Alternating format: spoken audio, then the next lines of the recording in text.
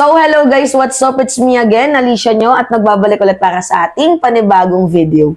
So, meron ba kayong napansin sa statement ni Vice President Sara Duterte? Tingnan nyo God save the Philippines. Kita ninyo?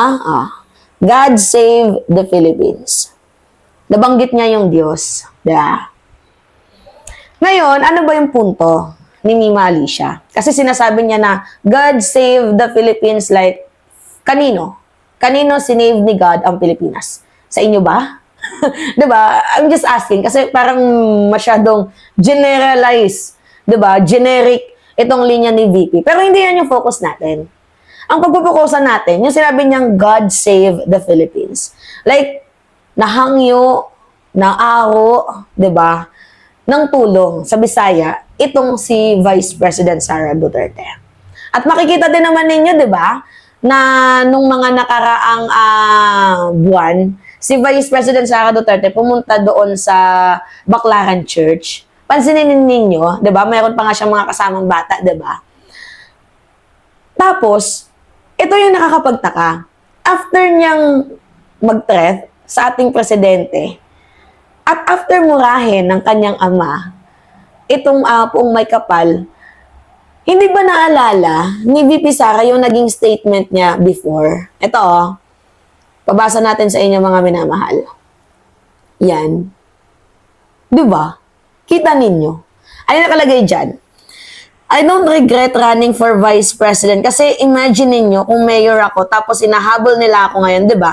Napakadali nila akong isuspend. Napakadali nila akong kasuhan. Napakadali akong tanggalin sa pwesto as a mayor.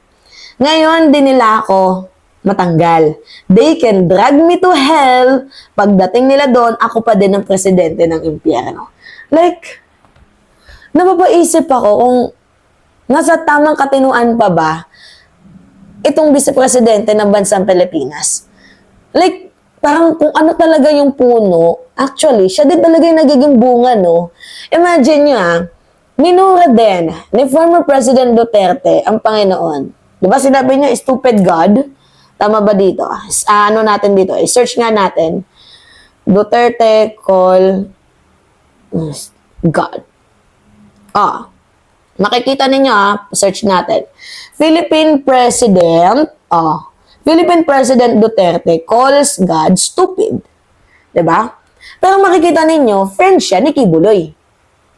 Which is si Kibuloy, isang sugo kuno ng Diyos. 'Di ba? Yung mga ginalaw niyang babae, sugo daw yun ng espiritu. Ewan ko ba di? 'Di ba parang ang gulo nila? Ang gulo nila mga minamahal.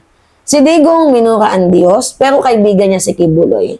Si Sara Duterte naman, di ba, after niyang pagbantaan na papatayin niya, itong si PBBM, pupugutan niya ng ulo, siya daw presidente ng impyerno, tapos bigla-bigla niyang i-insist sa atin na God save us.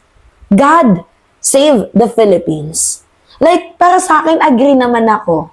God save the Philippines from you. You must be impeached and convict. I think yun yung proper na dapat sabihin. Diba na God save the Philippines from you at sa mga crooks na kasamahan mo. I think yun yung much better na marinig, diba? Na niligtas ng Poong May Kapal ang Pilipinas laban sa inyong mga crooks. Di umano. Kasi parang ang baboy naman kung magagagaling sa'yo yung salitang God save the Philippines, pero yung ama mo, minura ang Diyos, tapos ikaw, presidente ka ng impyerno. Diba?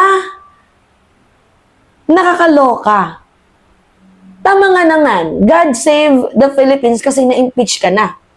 Para mabayaran nyo din kahit papaano yung humigit kumulang 30,000 na mamamayang Pilipino na namatay during ng war on drugs ninyo. Kaya nga literal na God save the Philippines laban sa inyo.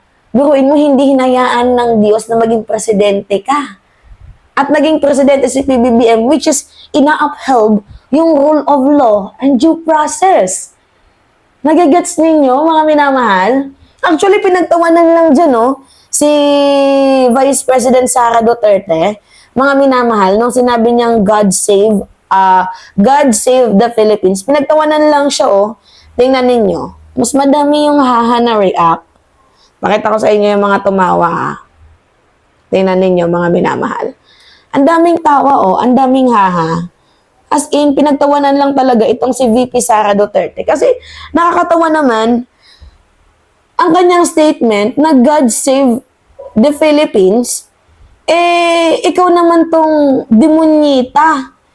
'Di ba? Kayo tong gumagawa ng kahirapan sa bansang Pilipinas.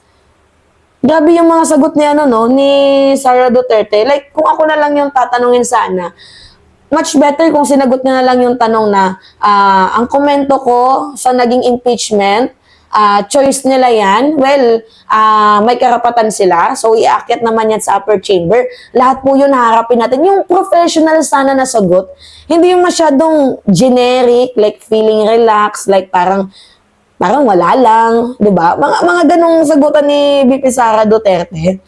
Pero sa akin, maganda yung statement na sinabi niyang God save the Philippines kasi tama, sinave ni God ang Pilipinas laban sa inyo. Sa mga katulad ninyong political dynasty na nangungurap sa kaban ng bayan. 'Di ba?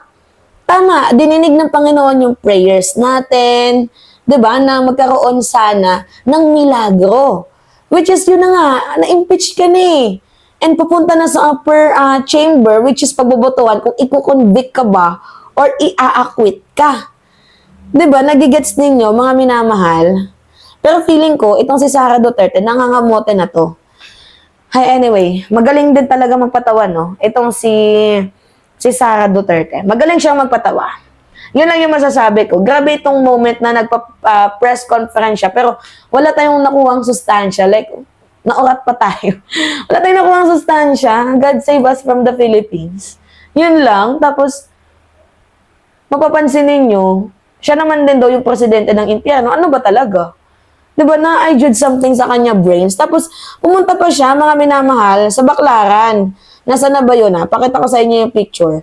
Sara Duterte, Baclaran Church. Pumunta si Sara Duterte sa Baclaran Church. Yan, oh. Oh, Global Daily Mirror.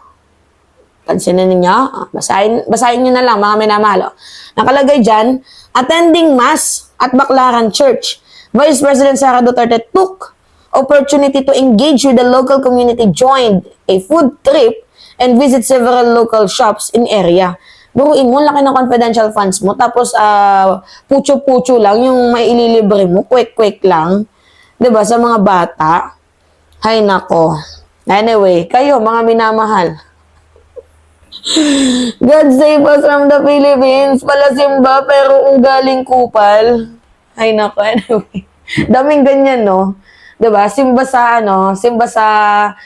sa Linggo, tapos chismisan sa Lunes. Mga ganun. Baka Sara yan. Alright.